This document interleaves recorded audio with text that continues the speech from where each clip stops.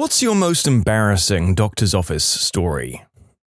So, yesterday I went to the doctor for some intestinal bleeding. My doctor is fairly new to the office, and I've only met her once before this. I'm only 21, so I've never had a reason for a doctor to go knuckle deep in my rectum before, but the doctor insisted that it needed to be done for some tests. So I bend over the table and she lubes up and digs for treasure. I hadn't dropped one out in a day or so because it hurts when I do so I was a bit stopped up.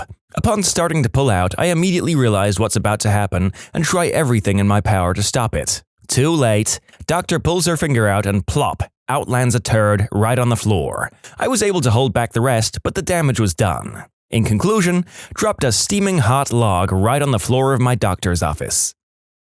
Mine's not so much embarrassing as it is awesome.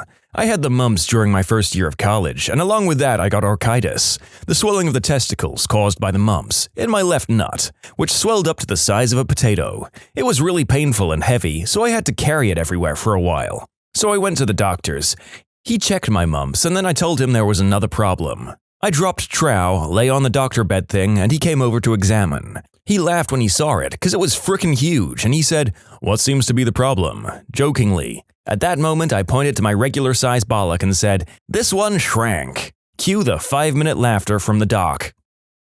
When I turned 30, I suddenly became a hypochondriac. I thought that everything was cancer or worse. So I'm seeing my doctor, who was a racquetball buddy, for my annual physical, and I mentioned that I was having some pains in the left side of my chest. I asked him, "I know this is rare, but could it be breast cancer?" I'm male, by the way. He felt around seriously, and then, with an absolutely straight face, he asked me, "Does the pain hurt worse when you're on your time of the month?" That was pretty much the end of my year of hypochondria. I had to go to the specialist urologist due to a pain in my ding-dong. My wife, who's awesome, accompanied me for support. The doc was at a teaching hospital, so he asked her if a couple of med students could observe the exam.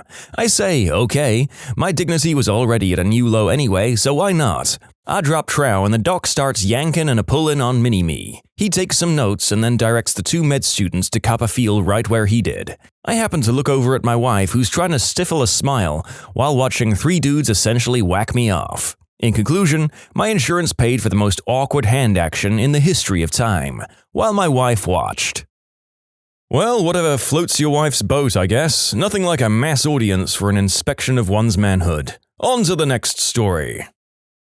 This actually occurred shortly after I was born, and we refer to it as the green pea incident. My brother, 2 years old, was moving to solid foods and absolutely loved peas. Mushed, boiled, fried, or in things, he loved them.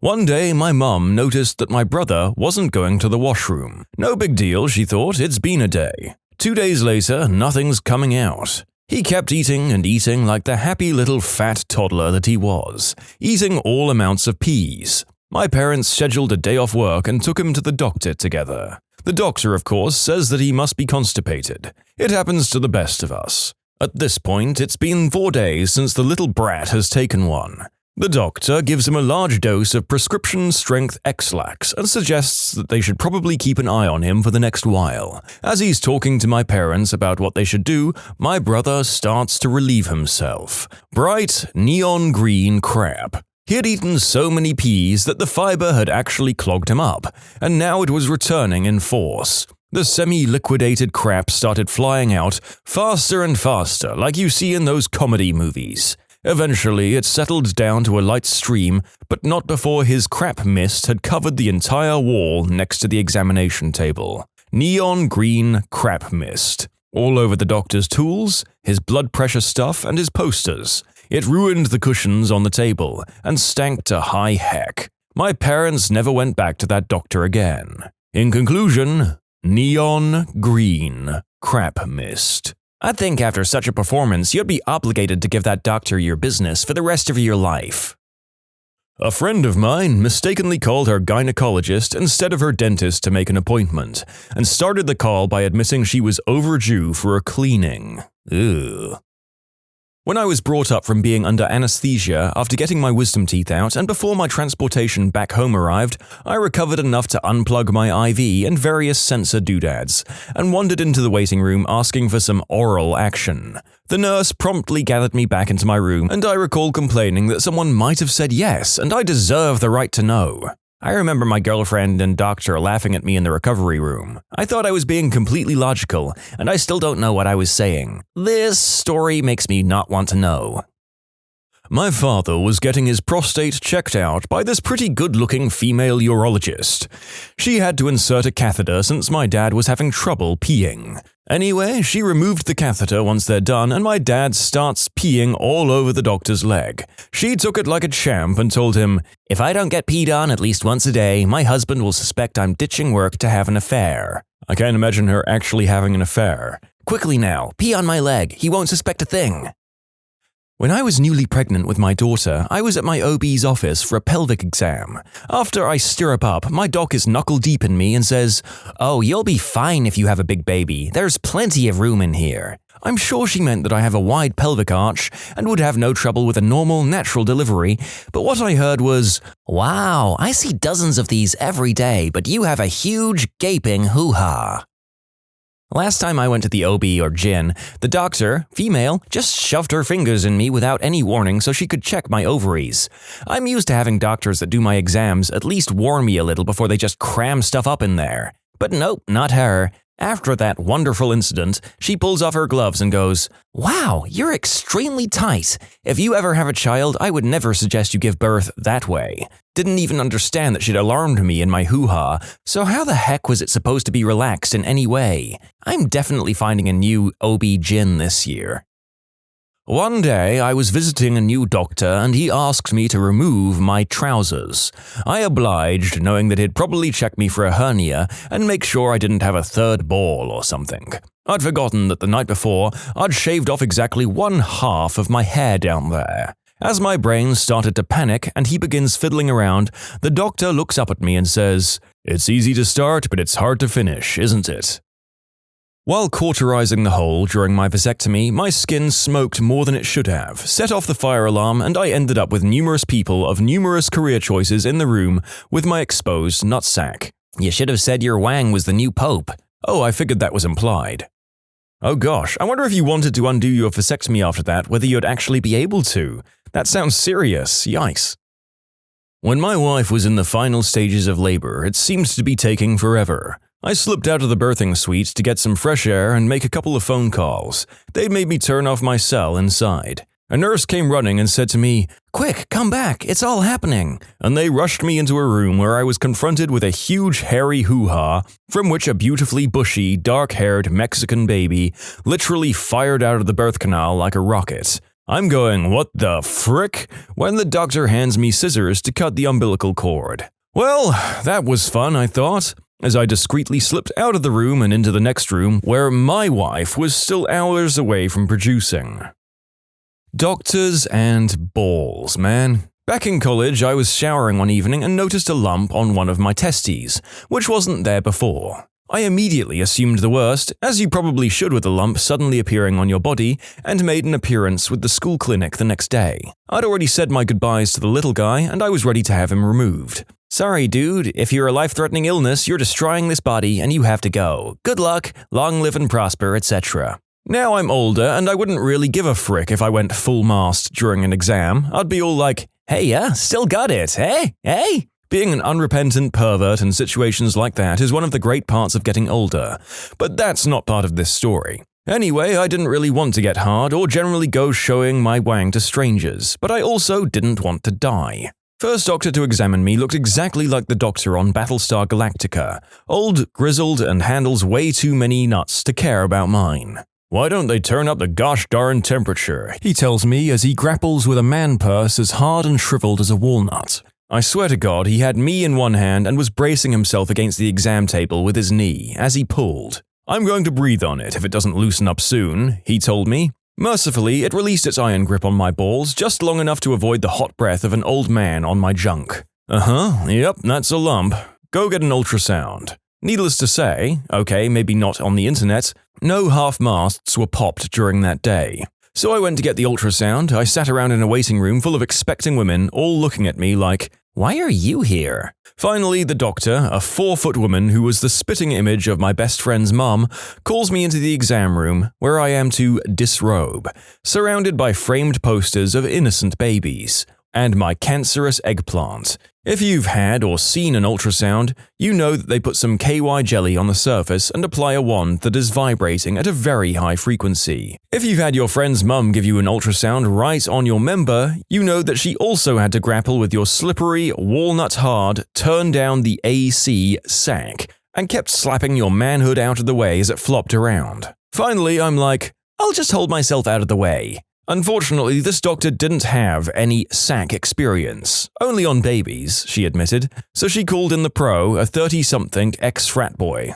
"Hey, nice member, man," he said, entering the sacred space where parents catch a first glimpse of their soon-to-be progeny. "Now, let's have a look at that sack. Okay, in a situation like this, you want to get your hands warmed up and cup them. You see? Yeah, that's how it's done. Okay, now you want to gently grasp the nut and just kind of work the wand over it like, oh hey dude, look, it's your right nut." He turns the monitor so I can see it. "That is a perfectly healthy testes. It looks flawless. Okay, now you try." Anyhow, they go back and forth squeezing 2 full tubes of KY jelly onto my jewels. It kept making a farty noise when they squeezed it because they were just ham-fisting it, like some subhuman people do with tubes of toothpaste. It took them about 30 minutes of nut wandering to conclude the training session. Finally, they get around to the nut with the actual problem. "Oh yeah, that's it right there. Look at that. Oh yeah, that's definitely a cyst for sure." I'm all thinking, a cyst? Oh my gosh, I didn't read about that. You will not find anything about cysts when searching what is this lump on my sack, and I thought I was going to die. The doctor is like, "You have a cyst, you can go." And I was like, do I need to do something about this? His reply, "Not unless you want some butthole mucking around with your scrotum for no reason." It was a benign cyst that I still have. Nobody that isn't feeling my testes would know that it was there. Nothing to worry about. In conclusion, not unless you want some butthole mucking around with your testes for no reason. You can submit your own stories to be featured here on the channel. The story submission link is in the description below. And if you want to listen to some vibey music in the background, check out easymode, also linked below, and subscribe. When I was in the waiting room of the hospital for a broken toe, I saw a somewhat elderly man, think 50s or 60s, come up to the nurse's desk and cough quietly. She waved him off as a sign to tell him to wait a minute, and he started to pace nervously. He was able to catch a male nurse walking by and try to discreetly tell him he needed immediate medical attention. I was wondering why the guy was so antsy, and that's when I noticed it. The guy had a mixture of brown and red fluid leaking down the back of his thigh from his shorts. The male nurse asked him to speak up, and even though he was quiet, I heard him mutter, "I've got a toy so far up my butt that I can't reach it, and I don't want the entire gosh darn hospital to know about it." The male nurse seemed to hesitate a bit and motioned him to wait in an isolated room. In conclusion, older gentleman has a toy shoved too far up his butt and started leaking onto the floor. And that, kids, is why you always use flared bases. Parents need to teach their kids these things. I had a pay-the-bills type job as an administrator at a private hospital. We had an urgent referral come in for a testicular ultrasound, and the guy whose testes needed to be checked was quite a famous actor and was performing in a play in town, so the schedule for booking him in was really tough going. So I was skipping through the next 2 to 3 days of appointment calendars and looking for a free 10-minute slot or a before-lunch slot that was filled but likely to run short, so there'd be time to speed him in and out. He was on the phone while I was trying to book him in, and I got so self-conscious at the long silence, after explaining the normal waiting times and what I was doing, that I said, all cheery-like, "Don't worry, we'll squeeze your balls in here somewhere." I made sure not to be near the reception desk when he came in. "Okay, I for one would have appreciated your levity and attempt to lighten the mood, Mr. Hospital Administrator. I think this particular actor had no appreciation of comedic timing." So I used to always get pelinodal cysts when I was in high school. From between 13 to 18, I had it 5 times, which according to my doctor is a lot. These things used to hurt bad. I'd get them right above my tailbone and it would feel like the tailbone was broken. If I didn't get it dealt with right away, I wouldn't be able to walk from the pain. The last time I ever got one, it was horrible. It was Halloween and I was at my friend's house when I noticed it starting to hurt. I knew right away what it was. The next morning I had my mum take me to the doctor's office, but because it was a Saturday, my family doctor's office was closed, so we ended up going to a walk-in clinic. The doctor took a quick look at it and said it wasn't the problem and set me up for an x-ray. By the time the x-ray was over, it was hurting beyond anything I could imagine. It felt exactly like one of the cysts, but I trusted the doctor's word. Later that evening, the pain was so severe that I had to go to emergency. At the hospital, the doctor there took another quick look at it and told me it was nothing. He prescribed me some pain medication and sent me on my way. That night was horrible. I was terrified. I thought there was something severely wrong with me. I thought I'd cracked my tailbone after I fell over a balloon at my friend's house or something. On Monday, after a weekend of intense pain, I could finally go to see my family doctor. I remember the waiting room being filled with people. It hurt too much to sit, so I stood in the corner with my back bent weird because it hurt too much to stand up straight. All of a sudden, I felt instant relief, followed by a smell that was quite honestly the worst smell I'd ever smelled in my entire life, even to this day. It smelled like death. The people around me could smell it too. Everyone started coughing, but trying their best not to offend. I could feel my pants were completely wet with the pus from my cyst. When my name was called, I was so embarrassed. Everyone knew the smell was coming from me, and now they could see my drenched clothing. I mean, it was like I'd just dropped the top of my pants and the bottom of my shirt in water. That's how wet they were. The faces of the people were that of utter shock. They must have thought that I'd peed myself. Later in the office, the doctor took one step inside the room and said, "Ah, another cyst?" He knew just from the smell what it was. He took a look and said it was the biggest one he'd ever seen. He signed me up for surgery. Before, I'd just gotten little surgeries just for him to pop the cyst, not a surgeon removing the skin around the area so it would never return. And I've never had one since. On New Year's Eve 2001, I woke up with an unbearable pain in the left side of my abdomen. I couldn't move for over an hour. I was at home from my sophomore year of college, but none of my family was home. After about 3 hours of crying and doubled over in pain, I crawled across the house and called my mum at work. She took me to the ER where they did some various pressure tests and listening and decided it wasn't my appendix, so they did some x-rays. The only other person in the ER was an old lady that had a cut on her head, and she was trying to comfort me while my face was red and I was holding back tears. The doctor came in and looked at the lady and looked at me and whispered, "I don't know how to tell you this, but your colon is full of crap," the actual term he used. I screamed, "That's it? Get it out of me!" And he told me he could give me an enema, a suppository, or a salty drink. I took the drink and crapped for 8 hours straight. I was good enough to go to a party that night, but I still had the runs and didn't get drunk. I felt so much better. In conclusion, thought my appendix was rupturing and the ER told me I was full of crap. After a rough night of praying to the porcelain goddess, also known as spewing my guts out, I discovered that most of the blood vessels in one eye had burst. The result was red where normally the eye is white, so I looked creepy as heck. The nephew told me I looked like Voldemort. Wife insisted I go to the doctor to get it checked out. So I did. I got a random lady doctor. She took one look at it and asked, "So, are you into any rough stuff in the bedroom?" To which I replied, no, not really." Her response, "Well, you should be careful with that choking stuff. It can be dangerous." I laughed nervously and the nurse kept staring at the floor and I proceeded to explain that I'd been vomiting all night. Even as I left, she said, "Well, just be more careful next time." Oh yes, and the best part, this was in Provo, Utah, 99% Mormon and apparently home of rough, strangling nights of passion. Was getting a physical a few years ago so I could play high school football. Usually the doctor feels around your abdomen and that's that. This time the doctor made me strip and made me cough. I hadn't had fun with myself in a few days, and that with the combination of a stranger's hands on my beans gave me a semi, which I tried to cover, which led to me to accidentally toot on him as I turned around. The doctor looked at me and said, "You can play football," and he just left. I was 10. I went to the ER with a ruptured appendix. They had trouble diagnosing my problem and sent me in for an enema. The doctor was doing his thing. I said, "You must be the least popular doctor in the hospital." "Well, yeah, I don't get many thank you cards, that's for sure."